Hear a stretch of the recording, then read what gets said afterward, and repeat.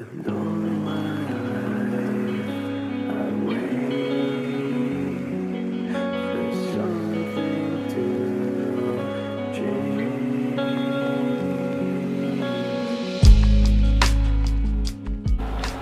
Hi guys, back again here at Otter's RC Garage. It's still cold outside, so figured today would be a great day to keep going on our drift car build. While off camera, I got the shocks all put on the car, and I started getting the steering stuff all set up. So today we're going to get the steering all put on. Hopefully we get this thing pretty close to being done today, as far as the building of the actual car and everything else. So without further ado, I'm going to show you where I got and what I got done, and we'll move on from there. Alright guys, so like I said off camera, I got the shocks built. There's a bit to that I didn't quite fully understand until I did it, so I didn't feel like it was a good idea to try filming and explaining it to you guys. But now that I've got them together, I can sort of explain what I did. There's a rod on the inside, and that's what you start with. You have a little disc that you end up attaching to the rod with a couple C-clamps. You then slide it through the shock body, put that little bottom mount on. Once you got the bottom mount on, then you fill the shock body up with some oil. There's a air purge process. You put the cap on. To be honest, it's probably best to watch somebody else. Like I said, this is my first time putting them together. If you're really interested in how the shocks are built and designed, I can go further in depth into them, but like I said, let me know in the comments if you guys would like to see something more in depth like that. But from here, we're going to move on and start building the steering. So some of the first things I had to do was snap these little balls into this socket here. And as you can see, once they're snapped into there, that's what gives the steering something to pivot on. But we got a couple of these arms. These arms go out to the knuckles and are going to attach on. Whoop, that's the back. There's the front. So it's going to attach onto these knuckles, and that's what's going to actually turn the knuckles and turn our front wheels. So when you get these put on, these then attach to the body, and these attach to them, and these will then pivot side to side, and this is what our steering servo ultimately is going to be attaching onto. So our steering servo will be pushing on this lever, which will push on this lever, which will then go out to our wheels and turn our wheels.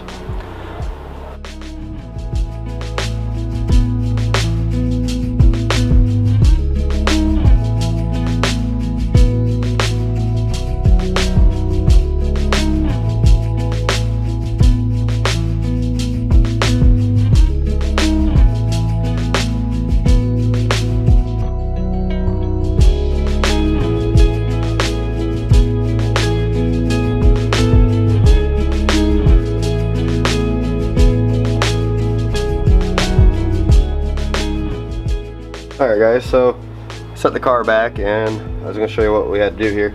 Our next step is actually to mount the steering servo. I got the steering set, linkages all tightened down in there. So we want to make sure that this servo is sitting in the neutral, straightforward position. So I had to set up all of our electronics. I don't have the motor plugged in obviously, but I got a battery here. Got our speed controller, which delivers the power then to our receiver and to our transmitter. So we want to go ahead and turn our transmitter on.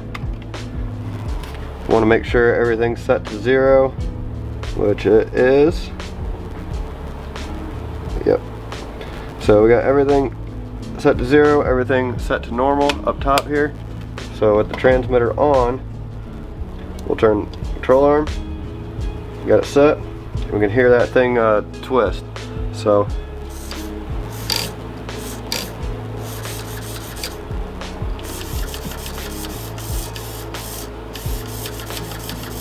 I don't know if you guys can hear that, but that is twisting away. Let me see if I can get it up here closer.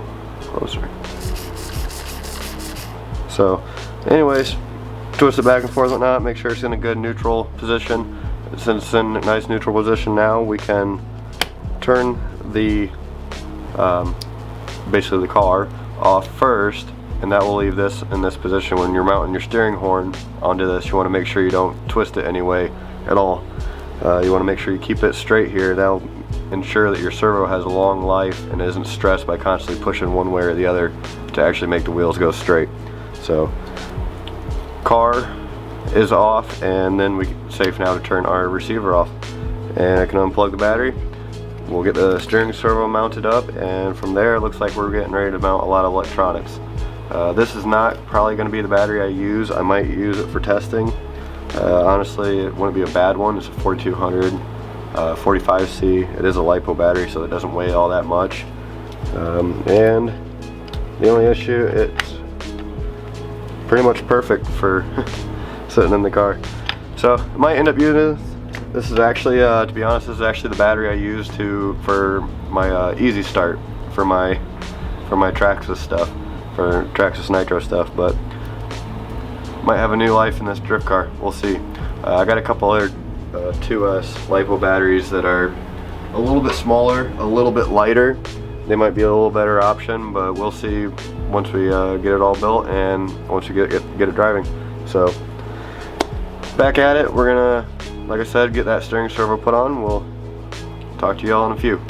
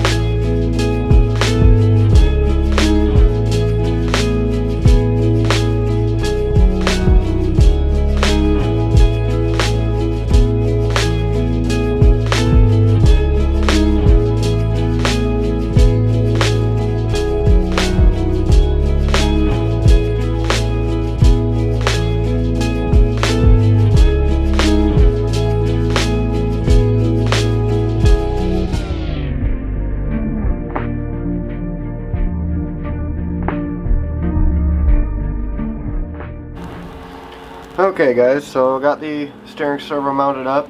I just quickly threw the electronics on here. I have to do some work to get this stuff all cleaned up. I'm going to do that off camera because a lot of that's just cleanup work. But so attach the yellow and blue to the red and black respectively. So I got the motor hooked up. I got the controller sort of figured out. I had to set both of them into reverse for whatever reason. The controller's backwards. Seems like all of these I've had to switch over to backwards. But so with that being said, I don't know how well you can see. Let's get a good view here for you. We got a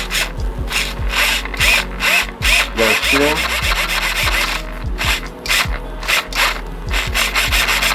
And it centers itself out pretty nicely. And if you watch that center shaft, the motor spins. You can actually see there.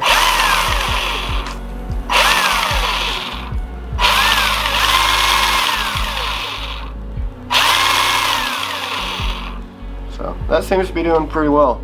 I'm not so crazy about the brush motor. I thought it would spin a little bit faster, but I know it is torquey. I guess it's something we're just gonna have to wait till we get some wheels on it and see how well it does from there. But overall, the car is essentially built. I just got to throw hubs and wheels on and clean up the electronics a little bit. But this car is essentially good to go. So I'm going to finish this thing up off camera, getting the, like I said, the electronics cleaned up. I'm going to get the wheels on it and whatnot, and we'll get a video of it at least sliding around. And at that point, the only thing we got left to do is paint the car body and start learning how to drift. So, guys, so exciting moment here. Off camera, installed the body post. As you can see, we're gonna end up cutting those down and putting those magnetic mounts on those, so we don't have those posts sticking through the body. But also, I put the wheels on, mounted the foam front bumper and its skirt. or its little protective plate, and cleaned up some of the electronics. Best the wiring's probably gonna look, but that's with the battery in. Got the battery hold down tray in there. They got a couple little pins. A little trick that I like to do, it's hard to see here, but I actually put the wire through the one pin. That helps keep this wire over here and keeps it off the center shaft and sort of keeps things looking clean.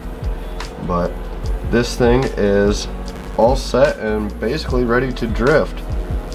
All we gotta do is turn it on here, let it connect.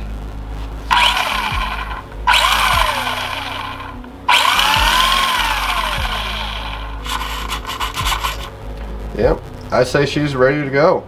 So, might take it out, go try a little bit of sliding, but at this point we're just at building the body. It does have a light kit. I'll probably do all of that on my own.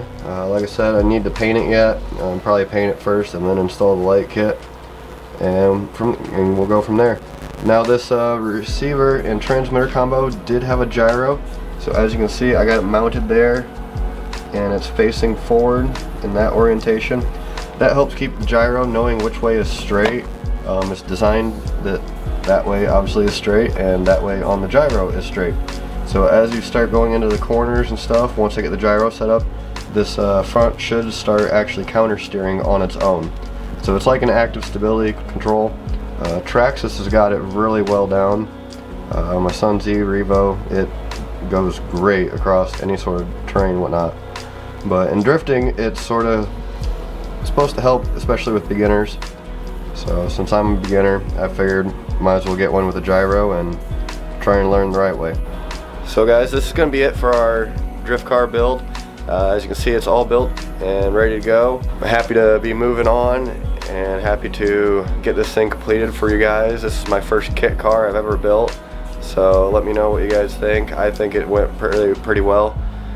Next project is probably going to be those Vortex or possibly the Porsche, one of the two. I want to get those things running, and before we get some snow, maybe hit a parking lot. But make sure you guys like, subscribe, and we'll see you guys next week.